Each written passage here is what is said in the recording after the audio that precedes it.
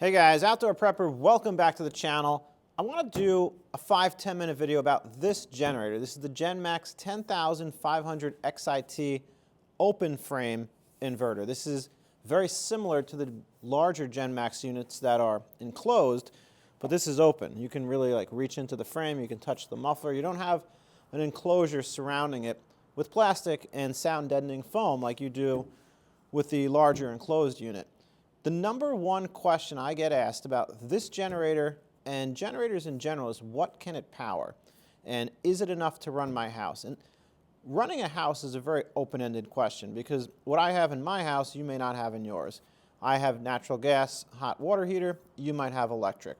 So it's a difficult question to answer, but I can tell you, factually that this size generator, this 10,500 watt, is going to be more than sufficient for most people for their needs during an emergency. I'm a big fan of small generators, and if you've watched my channel, I have a 5,000 watt Harbor Freight Predator that I absolutely love. I have a 2,500 watt Champion.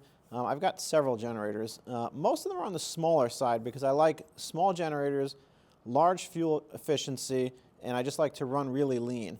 But this generator is a little bit larger than the ones that I normally buy, but still not a large generator by any means, and this really can run the whole house. So without further ado, I kind of want to just bring the camera in a little bit closer. I want to show you the ports here that we have on the generator, from the 50 amp to the 30 amp to the Edison plug to the USB A and C.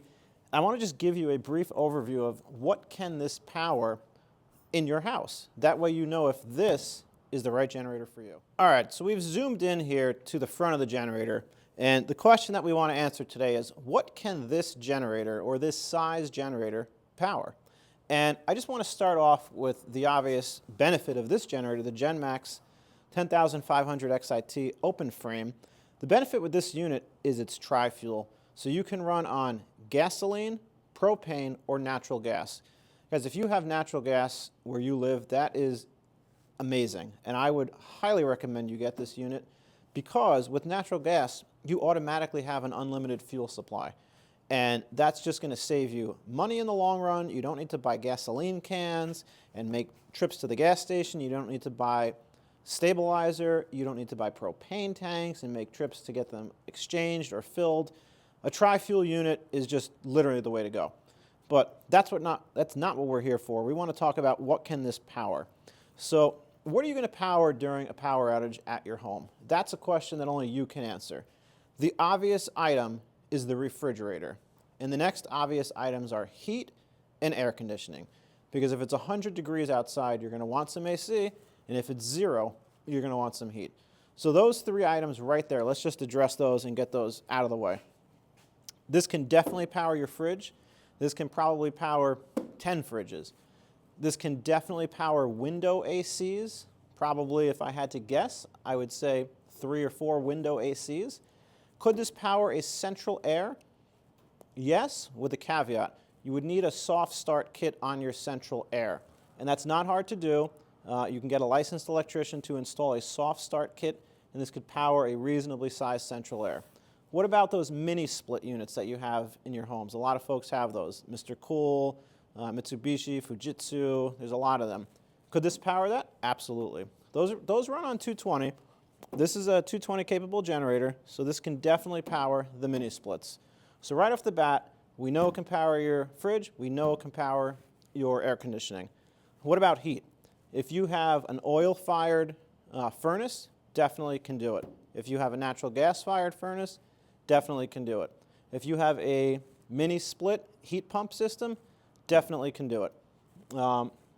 This can pretty much, I'm trying to think off the top of my head, a steam system definitely could do it. Circulating hot water definitely can do it. So unless you've got some crazy electric heating system that I'm not aware of, this can power your heat.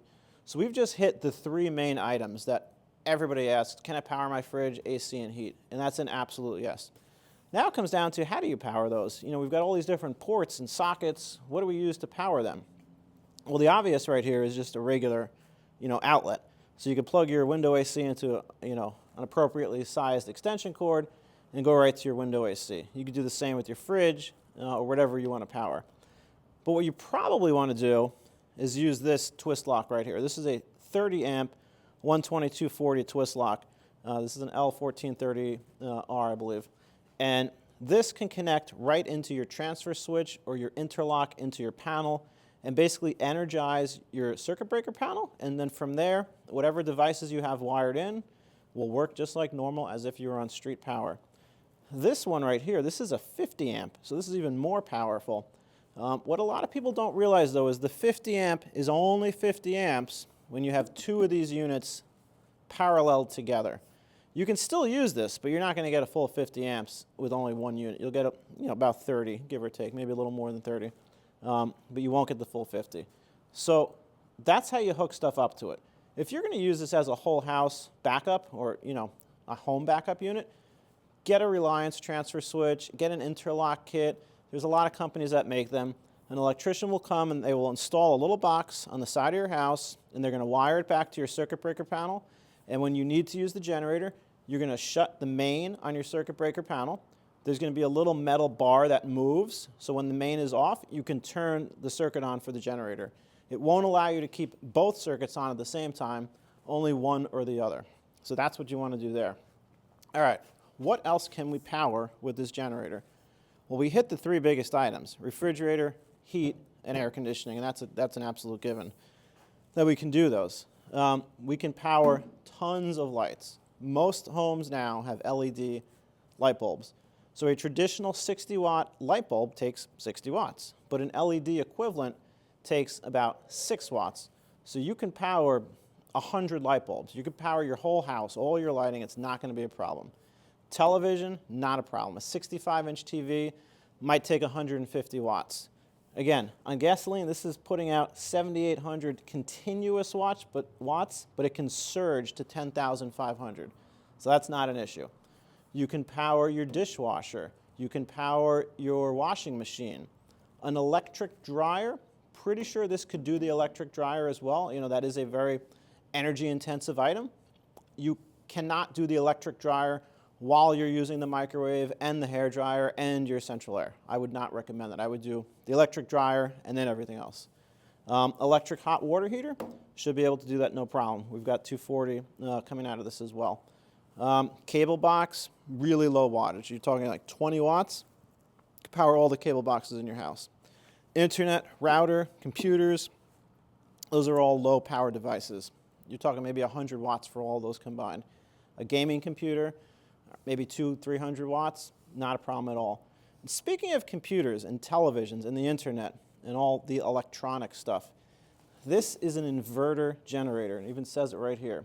The difference between a traditional generator and an inverter generator is that a traditional generator has to spin at 3,600 RPMs to generate 60 hertz to get you the appropriate electricity. But the sine wave on a traditional generator, if you look at a sine wave, it's very dirty because it's governed by a mechanical spring. And that spring is kind of governing the generator speed, which is governing the hertz, which is governing just the quality of the power. It's not great to use a traditional generator with electronics. This is an inverter generator, so it's totally different. And you're basically generating very clean electricity with an electronic circuit board. This is what you want to have if you're running sensitive electronics. If you're powering very expensive computers, a server, a high-tech TV, a high-tech entertainment system, high-tech internet, things that are expensive, that are electronic, that are not, like manual motors, light bulbs, those things don't matter.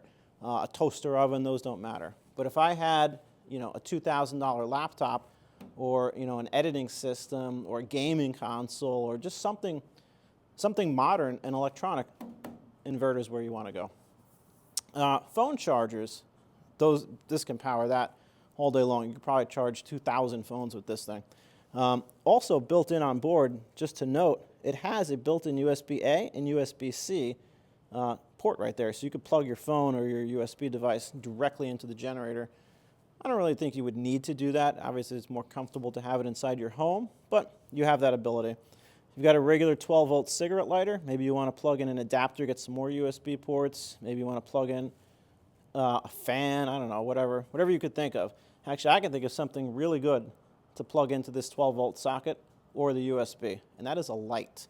And you're going to say, well, why do I need a light? I've got a generator. Well, presumably if you're using this, it's going to be a power failure, and this is going to be outside, in your driveway, in your backyard. It's going to be dark, the street lights are out, your neighbor's power is out. It would be really nice to be able to see the controls and just kind of see everything clearly. So what I do is I have a little clip light, and I clip it on here, and I can plug it into the 12-volt socket.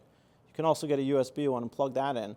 And basically what that allows you to do is just have a light here shining on the generator.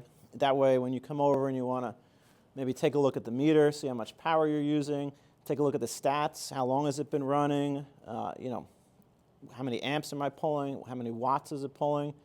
It's very easy to see everything. You come over there, you've got a nice little light, check it all out, no issues. What else are you going to power? Well pump. That's a pretty popular item that people talk about. I've got a well pump. So I don't have a well pump where I live. I have city water.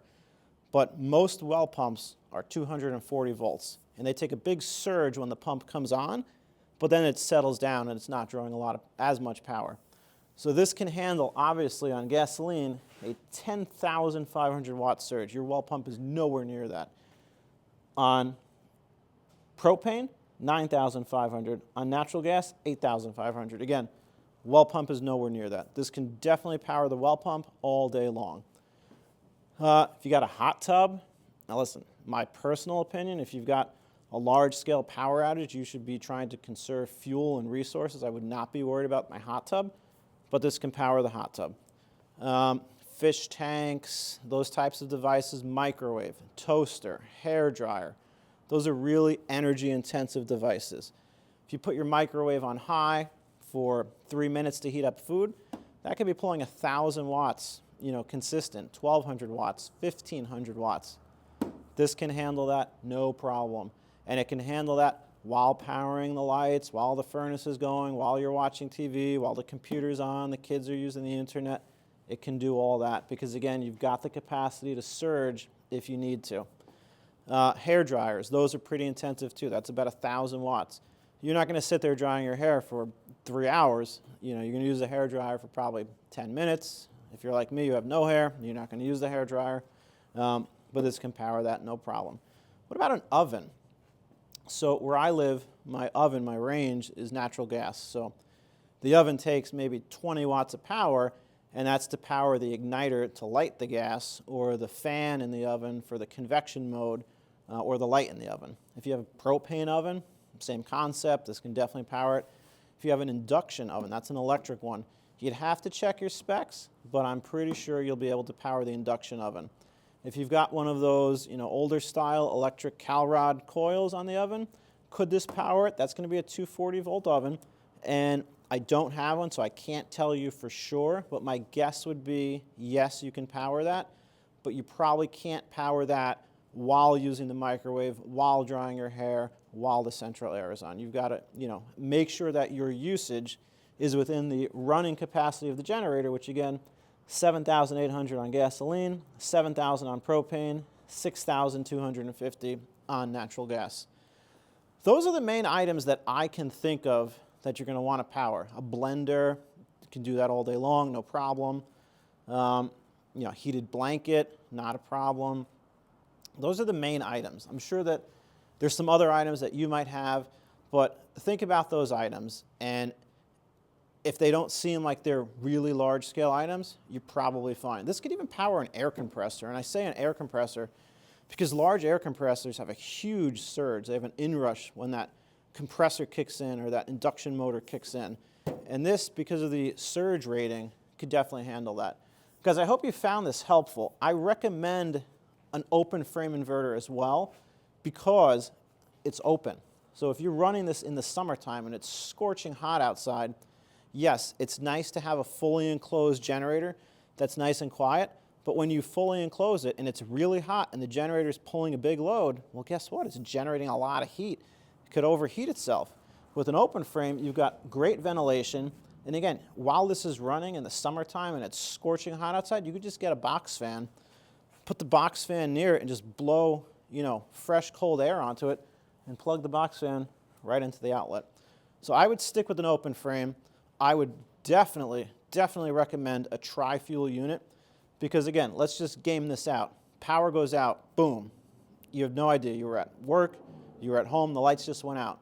You go to the garage, you've got 1 can of gasoline because you weren't planning for a power outage. So you dump that 1 can of gasoline in here and you run it until it's empty. This is a 5.8 gallon tank. You probably don't have 5.8 gallons on hand. But somehow you do. You pour it in here and you get 10 hours out of it. Well, now you're out of gasoline. What do? The gas station has no power. Well, you've got a propane tank in the garage, and you've got a propane tank hooked up to your barbecue. So that's great. You come right over here, you take this protective cover off, you plug in the hose that comes with it, and now you've got another 10 hours. Now that runs out. All right, you've got natural gas, you've got a hookup. You plug in the natural gas hose, and guess what? You have unlimited runtime. So definitely would get the tri-fuel. And again, the inverter, listen, this is not 1980. In 1980, we didn't have tons of sensitive electronic devices. We do today. You might have a CPAP. You almost certainly have a computer, phone chargers, cable boxes, modems, high-tech smart TVs. You want an inverter. There's just no reason not to have an inverter. This also has electric start. So, you don't want to sit out there all day long, pulling on this cord, hurting your shoulder. You just press the button. That's it. Press the button and it starts. It's also got a keychain start. So if you want to start this and stop this from the convenience of your kitchen, you can do that. Guys, I hope this was helpful. In the next video, we're going to take this outside again. If you watched my first video, we started it up. But I want to do a proper break-in now. So I'm going to put some load on this. I'm going to let this run for about 5 hours. Then we're going to bring it back inside, and I'm going to show you how to do an oil change. And let's take a look at the oil. Let's see if it's nice and clean. Is it filthy black? Are there sparkling metallic pieces in it? What does it look like? My guess, it's going to be a little dark because it's the first oil change, so we're getting a lot of the gunk out of it. And it's probably going to be a little shiny because, the piston rings are wearing in, the parts are wearing in. So I expect it to be a little glittery, and that's fine. That's the whole purpose of the break-in. So stay tuned for that video. And if you have questions about this Genmax, please hit me up. Let me know. Leave a like. Leave a comment.